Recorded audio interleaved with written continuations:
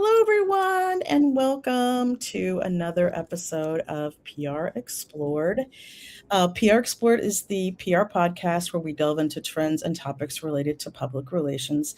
I'm your host, Michelle Garrett, a PR consultant and writer. And today, my guest is Nicole Schuman, the managing editor of PRNEWS. And I'm so excited to have you, Nicole. Welcome. Thank you for having me. I'm excited to be on. This is a big deal. Well, I love your work, and of course, I follow PR News, and I follow you on social, and I always learn a lot from everything that you write about, share, and so thank you for what you do for our industry. Oh, you're welcome. It's a fun industry to cover. So and the people are great. Can't complain. There's always something going on, that's for sure. It never never gets boring. That's absolutely for sure. So.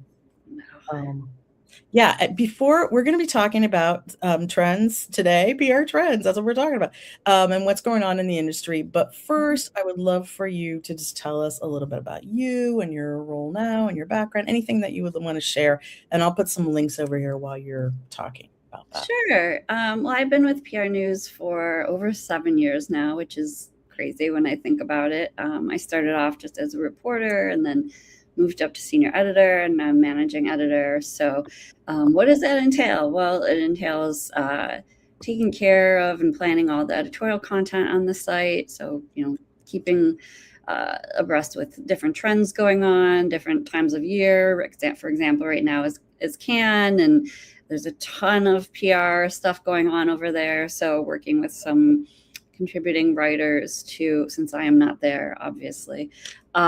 Enjoying my air-conditioned room here, as I've heard that it's a little hot over there. But getting word from some contributing writers that are there about what's going on, so that's cool. We also do video interviews. We started a new podcast called 5 Questions with 2 months ago, so we'll have another one coming up in the next couple days. Which is always fun to talk with people in the industry and see what they're doing and get their objectives from a personal perspective on the PR industry. I also program our newsletters. I think I mentioned to Michelle, if you want to subscribe to a PR News newsletter, Friday 5 is probably your best option because you get all of the latest posts and news that we did that week, including PR Roundup, which is my signature that I do every week. I try to look at what's going on in the news and see how it applies to the PR industry. We get a ton of great research that comes in that I think comms folks like to hear about. So we try to do and reflect that for our site. In addition to that, I MC at awards events. I've probably met some of you there. Those are always a fun time. And, we really try to just provide sometimes we get, confused with PR Week or PR Daily or, some of our competitors. But what we do is we try to differentiate ourselves in the fact that we like to supply what I call solutions journalism, which is a term in the journalism industry where you're kind of providing teachable news, teachable content, things that help people out when they're reading. So we like to do that, which I think is a good thing to do. As far as my background's in journalism, but actually my first job out of journalism school was a PR and events job with a nonprofit. So I do know the PR side a little bit, not as good as you guys do in the industry, but so I have a little background there. I also worked in social media for about 10 years before I started at PR News. So I also work on our social media strategy, trying to do more video and things like that, seeing what moves the needle on the LinkedIn algorithms and all that fun stuff. But yeah, I worked for when it was about.com, which is now, I think, People Inc. It was Meredith. I don't know. They just keep doing different things over there. But that was really fun. That was a great, time to be over there about 10 years ago. I've worked with some different news organizations, things like that. So that's my background. Currently, I am living outside of DC, which is an interesting time to be here. and it's great. I also spent 10 years before that in New York, so still a part of my heart. So excited about the Knicks winning and all the celebration last week. It just seems like the city is just aglow right now with all kinds of fun and joy and the World Cup and all kinds of stuff. So big part of me, big part of my heart. Originally, I grew up in Buffalo, New York. Go Bills! Yes, That's what I was going to say. I think you're a Bills fan. That's what I was just going to write myself a note I to am. ask. I'm a Bills fan. I am a recovering Sabres fan because they made the playoffs for the first time in 20 years this year, so that was exciting. So big sports fan overall, and big Buffalo fan, and was really happy to get my feet wet in the industries there before I moved on. And yeah, we also just personal stuff. I have a husband. He works in film and TV, which is fun, and we have a cat named John Wick, and he is not an assassin, but he's likes to cuddle. So his name is exactly the opposite of who he is. So that's a little bit about me and what we've been doing over here as of late. So That's so fun. Well, of course, I was telling you I have kitties, so I'm a no, big kitty fan. So I love it. And if unfortunately my door closed right now, but yep. I'm going to have to let him in later if I hear the crying. So Yeah. so we'll see. You might get a cat appearance, but we'll see. Yeah. Yeah. No, I thought I remembered about the Bills. I was thinking that. And I also thought you were in New York, and now I know why, because we were talking beforehand. You're in DC now, and for some reason I was thinking you're in New York, but you used to be in New York, so that Yeah. wasn't I didn't imagine that. So I'm there almost every month, so it's like I never left. So yeah, yeah. Well, I love those are DC and New York are pretty fascinating places to be. So I think that's cool. So yeah, and great for PR industry. A lot of mm, you know a little bit of a different scene in DC than in New York. Just because people are a little more they have a little more buttoned up here just because they have a lot of them work with politics, government, those sorts of things, which is totally mm, understandable. But in New York, you get a lot of brands, entertainment, that kind of stuff, which is always fun to talk about. But both environments are just so great to be a part of. So many people are doing so much great work. So it's really been a blessing to be a part of all of those. So it's been great. yeah. I just always feel like there's so much energy, electricity in the air when I visit. So I those are two of my favorite places to go. But anyway, we are talking about there's so much we could talk about, and of course, if you have questions as you're listening, please feel free to post them and we will get to them. Be happy to take questions. So but first we're just going to kind of talk about industry trends a little bit. I think Nicole is perfect for this because obviously she's watching what's going on for her to write for the site and the newsletters, and also just kind of keeping a finger on like who your audience is and like what are they interested in. So I would love to talk a little bit about just some of the bigger trends that you've been watching this year. It doesn't have to be this month, but things do change quickly. So Yes, they do. And fortunately for you guys, I did an interview on this keynote interview at a PRSA event back in oh geez, do you hear the beeping outside of my office? I thought it was outside mom. I'm like, wait, what is that? I hope that's not like That's me. It's a nice day. I have the window open, but it's done now. Okay. So I was able to go to the PRSA Counselors Academy conference beginning of April, and that was the theme of our interview was just trends going on in the industry. And to be completely honest, I don't really cover like the business end of the industry that closely. So I had to do some research, in just regards to what agency people were dealing with. And the Counselors Academy is really interesting because it's composed of people who own their own agencies. And they're not, they're not like the bigs, like they're not like an Omnicom or anything like that. They're more small, mid-sized, really nobody like bigger than 50. Some of them are looking to get bigger, so it was an interesting conference to go to for that. So I did research about the trends, and so one of the biggest trends I've seen just business-wise, obviously everybody's heard about all the mergers and acquisitions this year.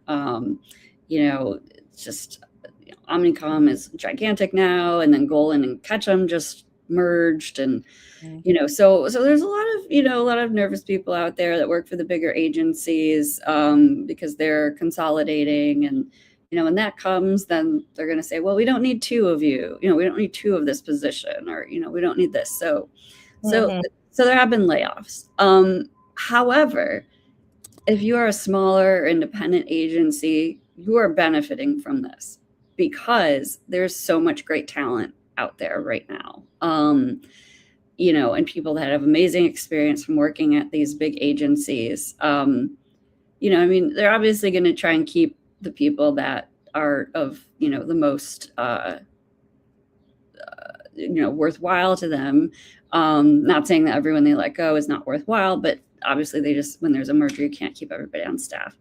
So there's a lot of people out there available that have worked with big brands, worked on big campaigns that are available for, these independent or mid-tier agencies. And a lot of these people too, that I talked to that have started these agencies, they used to work at the big brands, but they were just like, I want to run an agency the way I want to do it. I want to make sure me and my employees are only working 40 hours a week. We're not doing overnights. We're not doing that kind of stuff. I want to make sure that, everybody has a good work-life balance, that everybody's getting the type of health benefits that they need. Or, a lot of people are just like, I really liked working in this one specialized field. I really liked working with legal. So we work, there's some agencies that are just doing stuff with, legal. There are some agencies that are just doing stuff with, I'll say, manufacturing, things like that. And I think it was maybe Pan Communications did some research on this. And the smaller specialized agencies are running away with profits. They are doing really well. This is just something somebody told me. This is, don't like take my word for it or anything like that. Right. Specialized agencies are doing really well because people just, they feel comfortable going there. They're getting what they need. Smaller agencies, independent agencies are showcasing profits because a lot of clients just want that direct attention. They want more one-on-one. Even like big brands and things like that are going to some independent agencies because, they just kind of can keep a closer eye on their narratives and their goals and things like that. And so the sky's kind of been the limit for, smaller and mid-sized agencies right now. Which is good because I know there's a lot of people that, are having a tough time out there looking for jobs, and there's a lot of people starting their own businesses, and it seems to be, for some people it seems to fit the bill and it's going okay for them. So that's an interesting trend that I saw on on like the business end of things. Yeah. And I know, Michelle, you're a consultant, you have your own thing going. I'm sure it's going all right. You seem like you're. Well, I think here's my question, or here's my thought is like, if you're starting your own business now, is now a good time to start? I have been doing this for so long that I have a body of work out there, and I'm, it's just my life now, it's like, I've been doing it a long time. So, but I just wonder for people launching, if it is, that's not a question I expect you to answer, but it's a question in my head because I do see people trying to do that. And, yeah. There were I met a lot of people at Counselors Academy that were just starting their own business. Maybe they're 1 or 2 years in, and they're working on their own. They're by themselves, and it's a lot of work. But they said it's been good. It's rewarding. They're learning new things. So and going to developing cohorts and relationships with other people that have done it, I think is a beneficial tool for people that are thinking about going out on their own. A lot of these people specialize in certain things. I talked to someone who's just doing stuff with influencers, and being a liaison to agencies and brands that are, trying to bring on influencers to different things. Or, maybe they do more with experiential and events, or, maybe they're just like a digital PR person and they're into, video and, or thought leadership, things like that. So, a little more specialized, but they have the background and the proof of what they're doing well with. So, so it's kind of working out for them rather than trying to be an all-stop shop for everything. Yeah.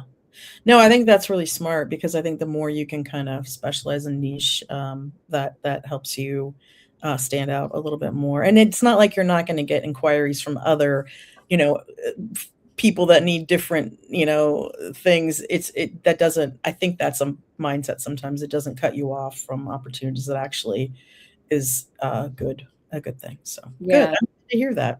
Yeah, absolutely. And I will say, some people might feel like shy about talking to other people, or other people might think that they're looking at them as like competition or something. But everyone I've talked to in the PR world that's, doing consulting and things like that right now are like, reach out to the community, because people will come and they will help you and they will answer questions that you need answered. It's not looked at as like a competition thing. It's really, everybody that I've talked to says, you put something out on LinkedIn, like, I'm starting this, like, people will offer their help and their expertise, and which I think is really cool about the industry. So so don't be afraid. Go, speak out if you need to, if you're thinking about doing that.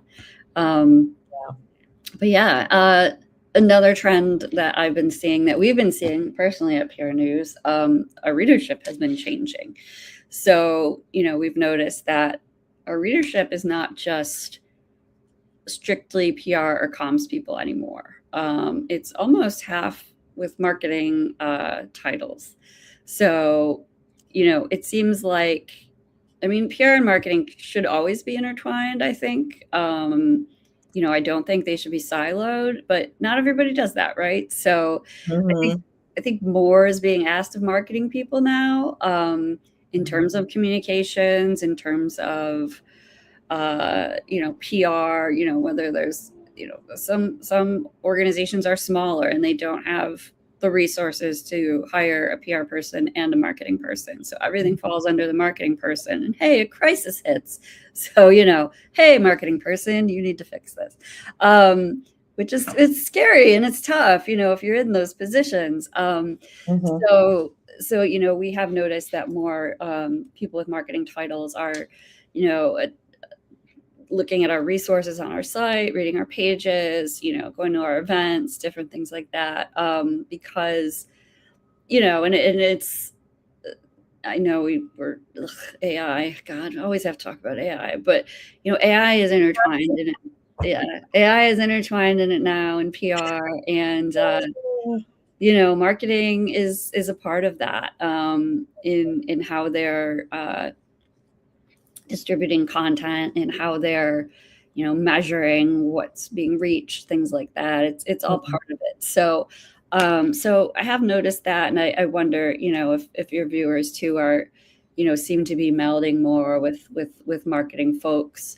But yeah, it does seem like a lot of the topics are more overlapped, especially as more people become chief creative, or not chief creative, chief communications officers. Chief communications officer is no longer just like a PR gig. It's, you're working with internal, you're working with external stakeholders, you're working with investors. There's a lot of different stuff going on.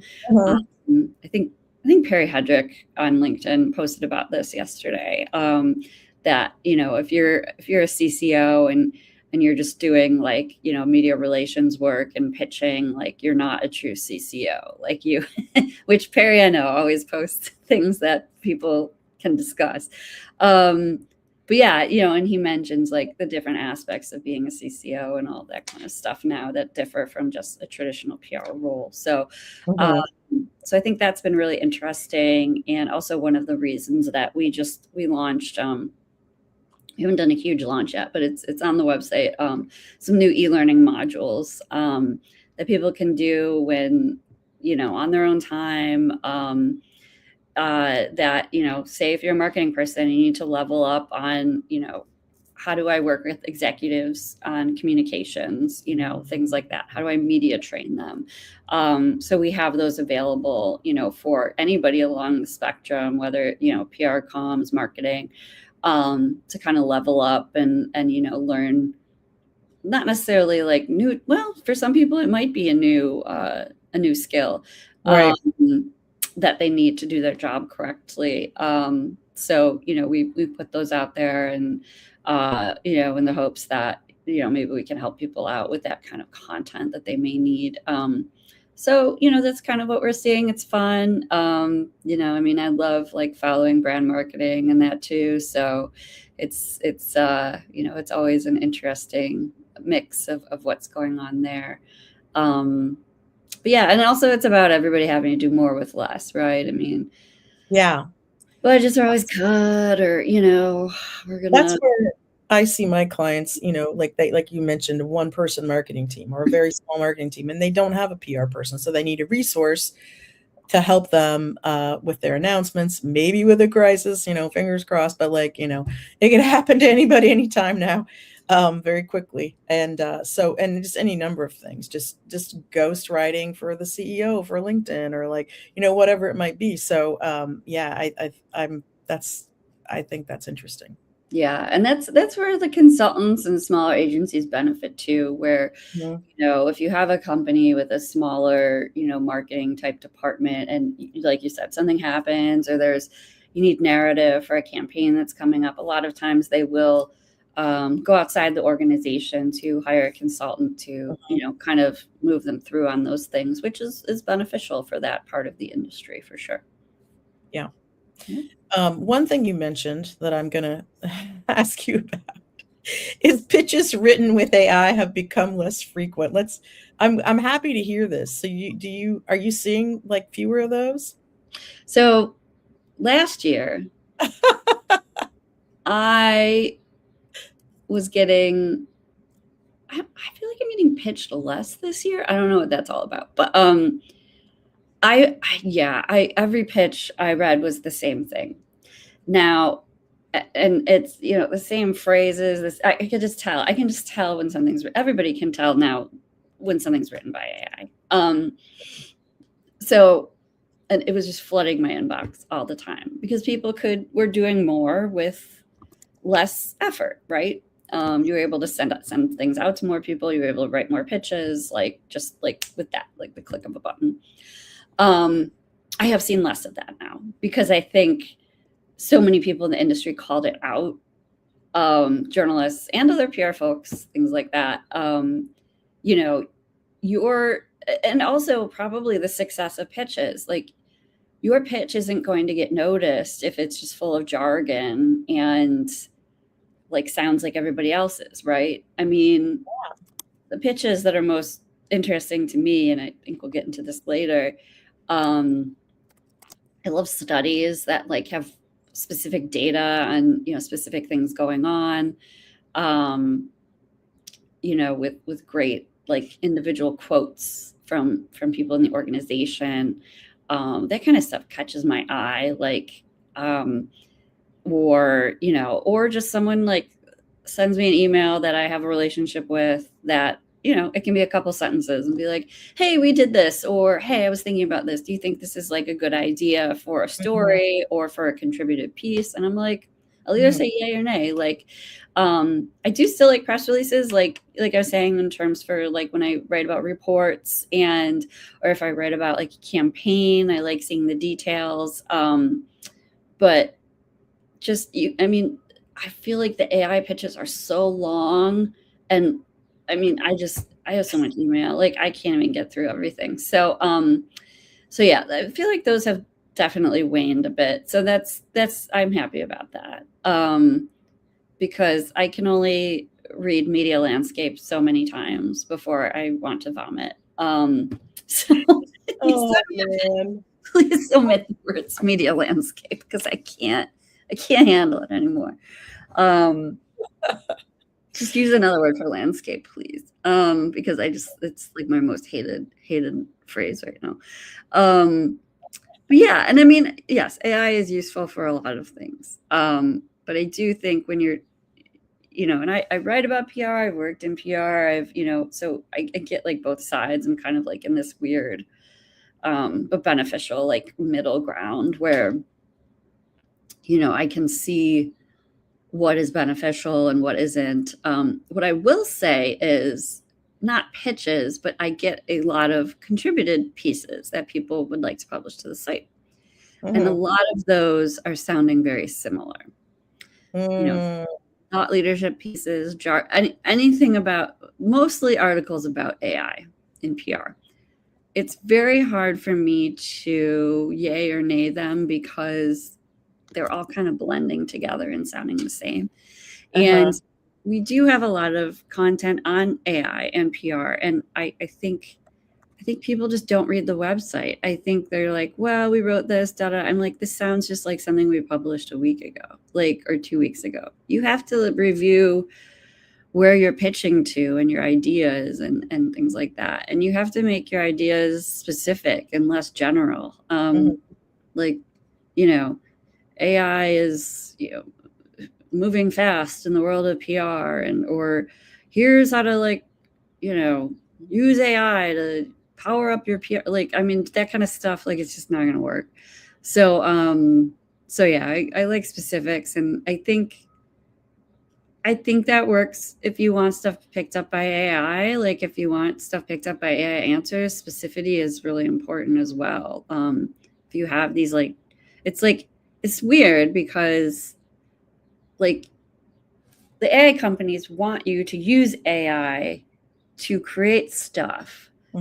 But then the AI companies that have AI search results don't want that AI stuff in the results. So it's like, what is going on here? You may have heard that, if you're on LinkedIn a lot, which is a lot of people are, you may have heard that LinkedIn is penalizing posts that sound like they were written by AI. Whether that's true or not, I have no idea. I can't figure out the LinkedIn algorithm for my life, but we talked a lot about it on here, but it changes. That's the thing. It's like, well, we could talk about it right now, and then next week it'd be some, so it's do I post one photo? Do I post many? Do I write a big post from the heart and nobody reads it, and I'm like, what am I doing? So you know what? I feel like don't try to game the algorithm just anywhere. Just do what I think, write things from, a personal creative standpoint. And then, it's great to use for editing and that kind of stuff. But I really think stuff that's going to be noticed is very individual and unique. And, I think even though you might get something done quicker and more succinctly, it's still time lost because it's not going to be, really acknowledged. So sometimes take the extra time, and do something more thoughtful and unique. And I think that's important. Yeah. I think for example, for my newsletter, I always write an original piece. Sometimes I reuse that piece as a blog post or as a LinkedIn or something, but I would maybe use AI like Perplexity or something like that to do some research to find some statistics or to back up what I'm hearing out there. Is this accurate? What do you, and then I would always check the source on those. But as far as the writing, that feels like something you're really giving up. Because the writing is kind of the learning and it's the thinking, right? It's developing thoughts about whatever the topic is. So if you're just letting AI spit something out for you, I feel like you're missing a lot. You can do that, but to me, it's a very valuable piece of, I value that too much to turn it over to AI. So I don't know. I get it. And then everybody's stuff starts sounding the same. And it's just well, I don't know. When we'll hit that point where it's just oh, This is too much. I'm just so bored. I'll be honest. I mean, and I mentioned it to you when we were getting ready for this. Like, I am just so bored by, I mean, like, I know, yes, I know about it. And in the marketing world, PR world, it's just like, oh, and there's so many bad takes. And then there's just so many repetitive Yeah. takes. And I get pitched products, because, I've been doing PR for a long time for people trying to develop products using AI. Would you like to take a look at this? Would you use this to write your LinkedIn post? I got one like that this week. I'm like, no, I would not. I would never do that because, like, I don't know. There, like, again, I'm sure AI has its place, and I'm sure, like, if you work a corporate job, you're in meetings all day, you need to take notes, you're getting a million emails. That's, to me, that's first of all, it's a problem in and of itself, but I mean, that might be more the person that's going to use AI to summarize and things. But like, for me, no. Yeah. I mean, other journalists may feel differently. But this is just kind of what I've seen. And like you said, I get pitched like an AI tool like almost every day. Which, like, good for the people that are doing that. I think it's great. I just I don't really know what to do with that information. So I just put it in a folder that is AI. Maybe someday I'll do a review of all the AI tools I've been pitched. Oh, God, that would take you, I don't know if you could. I would have to use AI to go through all of them and tell me about all of them because there's a lot. Well, I mean, one thing I've seen is that some companies are kind of getting rid of their AI initiatives. I saw Starbucks, I saw McDonald's, I saw Uber. So there are companies that are kind of like saying, well, it's got errors, it's problematic. It's like, it's really not saving us the time and money that we thought. So I don't know. I don't know. There's probably a middle ground here. That's what I'm wondering. Yeah, when I was at my conference, one of the questions was, do you think AI is going to like take people's jobs? And I think, I mean, initially we've seen a lot of, layoffs, a lot of ed tech companies, things like that, because they're going to use AI. But I think a lot of these people are going to end up getting hired back. I think that just happened at Facebook, like, because you need people to deal with people. And, I think there's going to be like a rehiring surge. I hope so for a lot of people. So we'll see which way that goes. But I would bet that, yeah, they're overestimating on, what they can get rid of, and they're going to end up needing people back. So we'll see how that works out. Well, on that note, I have never seen as many people in my own circle looking for work. Like, I keep a list on my desk, and sometimes I see that one this week I did see found a job, and that they do find things. But some really struggle, and people that are working for themselves. I hosted freelance chat on Twitter for 5 years, and I'm connected to a lot of people that work for themselves, and they've struggled to find work. So again, I feel like this is a unique time, and I'm hoping, like, what we see the tide turn a little bit for those people, because some of them are, really, I mean, a lot of them are great at what they do. So it's an odd time. Yeah, and it's really fascinating. Like, I think I mentioned this before. We went on. One of the other trends I'm seeing is that, I mean, there's always been brand newsrooms, but now brands are really aggressively like putting jobs out there to employ journalists or, creators to tell their story. I mean, the job openings that are director of content are at brands are everywhere. And they pay really well, most of them. And it's sort of a newer position. So it'd be interesting, to kind of see what the responsibilities are for different people at different places, and how that's going to turn out. But, especially like people want to get picked up by AI search and all that kind of stuff now, which I think, to be honest, is very similar to SEO, is that you have to put new content out and tell your story. But, brands are picking up on that, and they want someone to shepherd their entire story, which I think is smart. And I think it keeps brands out of trouble that way. If you can proactively explain who you are and what you stand for and the people that you've impacted through storytelling, I think that's important. So yeah, and I think it helps consumers. I think it's a great thing. So, if people are into writing, if they are into storytelling, things like that, I mean, looking for, head of content positions, they seem to be all over the place. So that's kind of a positive there. Yeah. Yeah, I mean, again, I really I think it's getting maybe a little bit better, but I don't know, when the year started, I just was it just seemed like every day somebody else in my network was looking for a job and, saying, please keep your eye open, for me. And like, it's hard. It's kind of, it's just hard to watch, it's, You feel really helpless. Yeah. And it's, I mean, I know people that have been looking for over a year. I mean, especially in the DC area, so many people lost jobs here.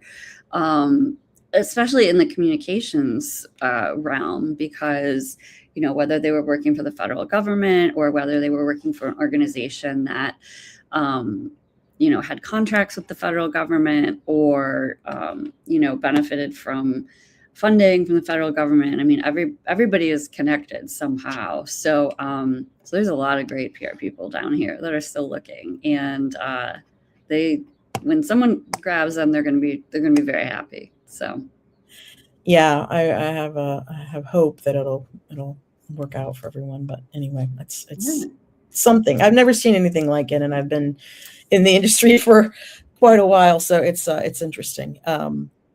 Okay, so let's see. I want to touch on, can we talk about trust for a minute? Because I know that you recently wrote about trust in one of your PR roundups. It had to do with Tylenol, but honestly, I feel like trust is something we talk about a lot. And I think the point was that the importance of trust, because you need something familiar. You're probably going to gravitate towards something you're familiar with if your trust is lacking, right? And I don't know, just can we talk about that a little bit, maybe? Yeah, absolutely. So Morning Consult, who does amazing reports and polls and that kind of thing. So they released last week their most trusted brands report for 2026, which I always think is very interesting for PR. You think you know what the most trusted brands are going to be, but sometimes you get surprised. So this year Americans are gravitating, like you were saying, towards the familiar. Dawn dish soap held the top spot for the second consecutive year. Can you really think of anything bad about Dawn dish soap? I think about those advertisements where they're cleaning the ducks from the oil. Oh my God. So, and Dawn, you don't hear really anything about, like toxic crises or, people getting hurt, those kinds of things. So they're still in the top spot. And that's followed by Band-Aid, which, like, what can you say bad about Band-Aid? Nothing really. And Google, which did surprise me, I will be honest. I think people, I don't know. I mean, I know people love tech, but I also feel like they're a little wary of tech companies at the moment. So, but Google ranked as the most trusted technology brand. So they do have really great commercials, many of which I have watched during the World Cup, and always bring a tear to my eyes. So they're doing something right there in terms of narrative. So that's been good. But yeah, there's a broader pattern. Household staples, childhood favorites kind of dominate. Different cereal brands, things like that were in there that people feel comfortable with, which is good. The one thing that I talked about on PR Roundup, which I think was funny, that in the report, the biggest trust gainers told a nostalgia story. So the biggest jump, have you ever heard of Mr. Pibb? Yes. So Mr. Pibb led all brands with a huge jump in trust over the past year. And this, I guess, was fueled by, they created a campaign with, do you remember Chicago Bulls star Scottie Pippen? Yes. NBA back in the day.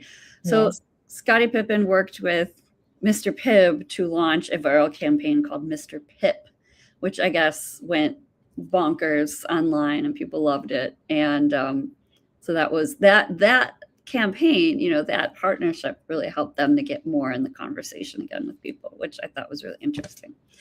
And then the other part that stood out in the report was Tylenol's performance. Now, if you remember last year, earlier this year, I think it was last year. Was it last year? I can't. Well, there was last fall, I think, and then there was another. It comes back sometimes. Yes. So some folks in the federal government tried saying that Tylenol, caused autism and, all different kinds of ailments and blah, blah, blah. However, Tylenol is used in hospitals with pregnant women, and it has been for years. And there was no studies that actually could prove what was going on here. So, but Tylenol, so it kind of, you have leadership telling you, don't take Tylenol, it's not bad, it's not good for you. And some people will adhere to that because they trust leadership. The majority did not listen to that. Tylenol still remains the most trusted brand in medicine of all the medicines out there, which I think after battling this high profile, controversial, with people at high profile places saying don't use Tylenol, to still be the most trusted healthcare brand says a lot. And I think that just comes from, like we're saying, familiarity, trust. Like, this is years of goodwill built up for people to, keep using a product, or, to ignore like outside noise, talking about that product. So I thought that was really interesting. And, I think it's just these brands that have been around for a long time that work, that aren't, harming people really in any kind of way, like that will stand the test of time, even if you're getting attacked from another side. So, it's a company that stands by their research and their, science, and that seems to work with the, the public. And I interviewed Danny Maiello. He's Chief Corporate Affairs Officer over at Mission North, my mid-sized firm. And he had a great quote that I really liked, that I put in the story, was that he says a strong brand is not just about your market share. Okay. And Tylenol has a big market share. Like, it's, can you think of another acetaminophen brand off the top of your head? I just think of generic ones, but I can't really think of anything else. But he says it's not even about that. It's about, you can be everywhere, but you might not be trusted because you're not reliable or transparent about the things that you're doing. So I thought that was a really good point that he made. So cheers to Tylenol. I'm an Advil girl, so completely different thing. But well, some people can't take that because it affects their blood pressure, ibuprofen, that kind of.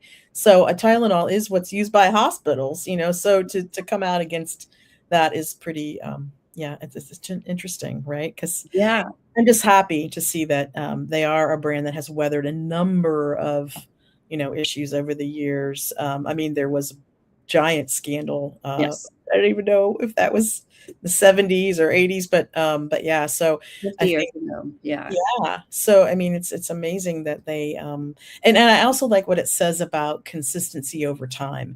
If you're a new company starting out, it's really hard to get on the map. But if you're an established brand that has earned trust, people know you, love you, trust you. I mean, it makes a huge difference. So, I'm kind of glad to see these results. So I thought that was an interesting piece. Yeah. And they don't really like change the formula. Like, they don't like do too many things that are different. Like, and I think people, they like that, like they know what they're buying. Like, they don't have to choose from like 8,000 different things. Like, they just know it and it works for them. And, I think that goes to show just, think of like Kraft cheese. My husband loves like American cheese. So, we tried like to save money by buying like a generic brand. And he was like, it's just not the same. We'll pay more for craft because it's always the same. It is what you're looking for, and it works. So Yeah.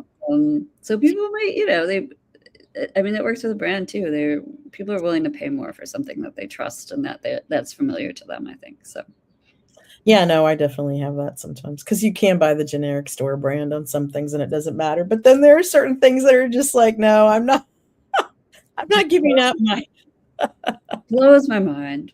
So yeah, so we're big craft cheese fans here over here. So there you go. Well, I put the link in there and I'll put it in the show notes too so people can check that article. It's really interesting. And I want to go back and look at it a little closer and do something else with it because I do think it's always interesting to see those studies.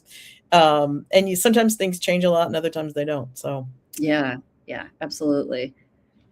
Let's talk about your piece about culture that you wrote a couple weeks ago.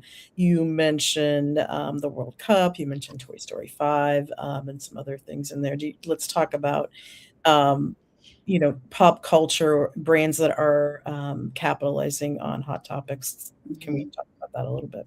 I think the World Cup is so fun right now with pop culture. And I think the brands, it's not even about brands right now, but in my piece, I just talked about one of the things that Lego did was they actually I feel like everybody has a World Cup product right now, or I will say an America 250 product. Okay. And some of these things work and some of these things don't. Like I was at the store the other day and I won't say what brand, but a mac and cheese brand you can buy an America 250 mac and cheese. And I'm like, why? Why is this a thing? Like, I don't understand. It got sprinkles like red, white, and blue. Like no, they're like shaped and you can get they're like shapes of America, like of okay. Which I'm like, I almost did buy it just out of like ridiculousness, but someone's gonna buy it, I guess. I don't know. But it's like, so you have these brands like kind of co-opting these like different events, and like some things work and some things don't. But so World Cup, you've seen all kinds of different things. I'm trying to think. Whoever the company is that owns Nerds, I can't remember the name, but they're like a huge World Cup sponsor, and so they have like World Cup branded like Nerds gummy clusters that I've seen in the stores, and I've had them. They're actually pretty good. So they're like red, white, and blue, and like little nerds, and they're tasty, and so that's fun. Definitely the candy industry. That's a whole other conversation. Really has co-opted every holiday and event, which I think is. I love candy, so it's fantastic to me. But it might not be great for other people. But anyway, getting back to Lego and the World Cup. So one of the cooler things that I've seen, and it's hard to break through because there are so many brands involved with the World Cup right now. And it's really hard to break through. You need like a good message or a good gimmick. Like I was saying, Google has really great ads that are playing during the World Cup that I think are very effective in messaging, and messaging is part of PR. So, I mean, it's the way you're perceived. It's important story that you're telling. So Lego released special like FIFA World Cup sets. I think you can actually build like some of the famous players, which are, Lionel Messi, Mbappe, Cristiano Ronaldo. I forget who else there is. But so Lego actually got these men in a room together, which is really difficult, and showed them. They have this whole campaign of like they just recorded them trying to put these Lego kits together of themselves, which is so fun. I mean, it makes like these are like really famous people, like very rich, very famous people, but doing something relatable, like putting together like a Lego kit and sitting there and doing it. Just like, it's like, oh, hey, this billionaire is like me, or this millionaire is just like me. Like, doing this. So I thought that was really cool. Now, the thing is, Lego is not even an official sponsor of World Cup. They're a non-sponsor. So for them to break through, without having that official sponsorship, it's really fascinating. So I would just say, like, keep an eye out. In the article, I posted the actual video, which is really fun to watch. And just to see, like, it's not like any wild, like, big thing. It is a big thing because they're huge celebrities that they got to come and do this, but just the simple story of, like, oh, hey, let's watch these people put Legos together. Like, that's all they did. And that's, like, what people do with Legos. Like, they're not doing anything weird or, like, AI graphics or anything like that. Like, it's just like, hey, let's get together and do this, which when we talked about familiarity before, I think it wins. Like, I just think it really wins. So, so I think that's interesting. And I think for people that aren't necessarily soccer fans in general, like, I'm not a gigantic soccer fan, but, like, the World Cup, just, like, it's not even the promotion of it. It's watching the people there that are so excited about it. It's seeing the people here that are, like, you've seen, like, the Norway, the guys rowing, like, in the subway, and, like, or you've seen there's some videos online, TikToks of Europeans going to, like, Waffle House for the first time, and just, it's those personal stories that are really the most exciting thing. Like, you can show your product, but I think the people that are breaking through are just with these organic stories, and you have to keep an eye out for them. So I think that's interesting there. But that's been really fun. So, and then Toy Story 5. Oh, Toy Story 5 did come out last week. Okay, I need to go see it. Made a lot of money, and I heard it was actually good. Like, I feel like most of those have been written really well. They're just, I don't know what they have. They have some kind of magic on that Toy Story team. But that's another thing that brands have, like, tried to co-op, and some of them have done a really, really good job with it.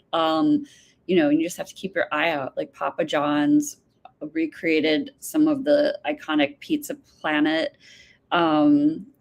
actual places. They, like, changed the Papa John to, like, a Pizza Planet. And also, like, Kellogg's has gone back to putting I didn't even know they don't really put toys in cereal boxes anymore. I had no idea. I was, like, just flabbergasted by that. But, like, Kellogg's had gone back, and they're putting Toy Story 5, like, kind of related items in the cereal boxes. So it's another nostalgia play. It's another familiarity play. But people love it, and I think people are just looking for comfort right now, and in a lot of ways, remembering stuff about their childhood and things like that is a great way to do that. So, and yeah, I would like to know the story about when and why cereal stopped putting toys in the boxes. I'd like to know. I really would. Also, Cracker Jack. I get a lot of Cracker Jack from when I go to baseball. Cracker Jack doesn't put toys in there anymore. They give you, like, a little sticker. I don't want the sticker. If it was a problem, or somebody swallowed, or somebody, I'm like, probably. I mean, one bad apple ruins the whole bunch, right? So, but yeah, the cereal thing was interesting to me. So, I'm glad it's back. But but it's fun. I mean, there's a lot of, like, tough stuff going on right now, but so it's nice to kind of look at the joyful things that are bringing people happiness, and the stories that surround it, for sure. Yeah. No, I love these examples, and I think that I'm kind of in my head now. I'm writing some notes, like trust, comfort, nostalgia, fun, and joy. Like, okay, so the brands that capture those feelings for consumers might be kind of winning right now. So that's a good note to news jack, but do it with with those things in mind, maybe. So yeah, and the one other thing that made me feel very old, but so when the first Toy Story came out, it was like 1995. So I think I was just starting high school.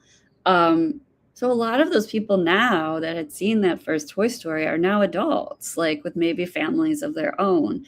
So it's this interesting, like, generational, like, rainbow of like, okay, you were marketed to in 1995. Now you're getting marketed to in, 2026. And like, does the same, I mean, obviously like messaging and things have changed platforms, but what kind of stuff works that, can you carry that first generation all the way now to this fifth movie?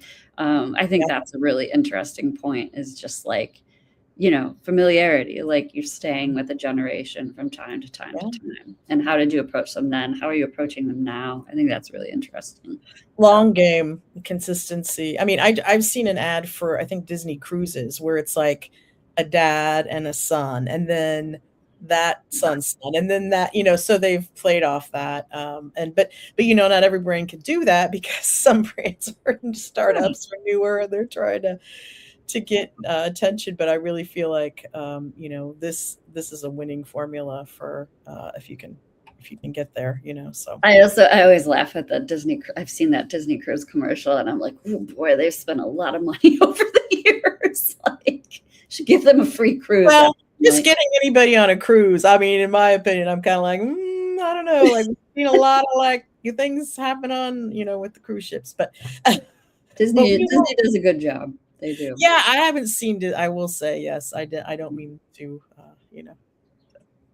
just say that it's about Disney, but we all have seen the stories about the cruise ships. So, yes.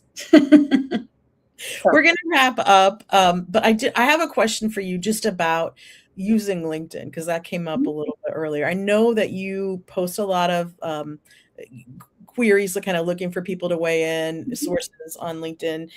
Is that working for you? How's that working for you? Yeah, it's great. That LinkedIn algorithm seems to like. So not always, but I would say 75% of the time. And I get a lot of responses, and it also introduces me to some contacts that I may not have had before. So it is a good media relations tool, I think, on both sides. Okay. So yeah, I do like that. And I have noticed other journalists doing that as well. So it's, it might not be, it might not sometimes. I mean, I lift a lot of things from there. I identify that in my post that I'll be doing that. But for some people, it might just, kind of initiate a chance to, maybe get an interview or something like that. To expand on what they're talking about. So yeah, I think it's a good tool. It's worked for me. So maybe, keep an eye on it if you're in the industry. I always like new sources and voices. Yeah, I mean, it's back in the day it was Twitter. Now I feel like maybe it's going to be LinkedIn, which is funny to me, because for a long time, I don't think LinkedIn was really the place to connect with reporters. But I think we're seeing more of that now. Yeah, a lot of reporters. I mean, I used to be a Twitter power user, and I don't go on there that much anymore. But there's also like so many other places now. Like we were talking about Threads, Blue Sky. I mean, but everyone still seems to be on LinkedIn. So yeah. So that can work. Yeah, no, I that's an interesting thing to me. And another thing to think about if you're in the PR industry and you're trying to get in front of reporters, obviously the same, don't pester, don't, just be kind of, if it's a natural fit, that makes a lot more sense than trying to just, bug somebody over there. So don't pitch in a LinkedIn DM. Please do not. I get that, and I don't like it, because it's just this like little square. I'm like, just send me an email, please. My email is in the contacts. Like I don't really understand the pitching via DM. I don't like it, but other people might like it. I don't know. It's just my personal preference. And you also referenced something that I wrote about LinkedIn. I had a colleague that posted about something in her industry. She's in the SEO industry, and it got picked up and put right into a story, and the reporter didn't even come to her. They obviously cited the post, and she got a quote in an article, which was great for her. So again, if you're trying to get media attention, media coverage, LinkedIn, again, might be a good place to be actively posting and engaging. Yeah. So, absolutely. Yeah. Well, is there anything else? I think, we're almost at our hour. So I think I'm good. This was a great conversation. Sorry if I babbled on a little bit, but there's so much going on right now with, messaging and PR and marketing and all that kind of stuff. So it's fun to talk about all this stuff happening. It's really fun, and I have really appreciated you being here today, and I'm putting the links up one more time. If people want to follow Nicole on LinkedIn or follow PR News and put those links up. And of course, subscribe to the newsletter. Tell me the name again. It's 5, what, one more time? It's just the Friday 5. That's the Friday best one to subscribe to, yeah, because you'll get the PR roundup and all the other stories that we've published throughout the week. So. And I'll put those links in the show notes as well. And I just want to thank you so much for being here, Nicole. This was great. Thank you so much. Michelle, thank you for all you do for the industry. We appreciate it. Thank you. Bye, everyone.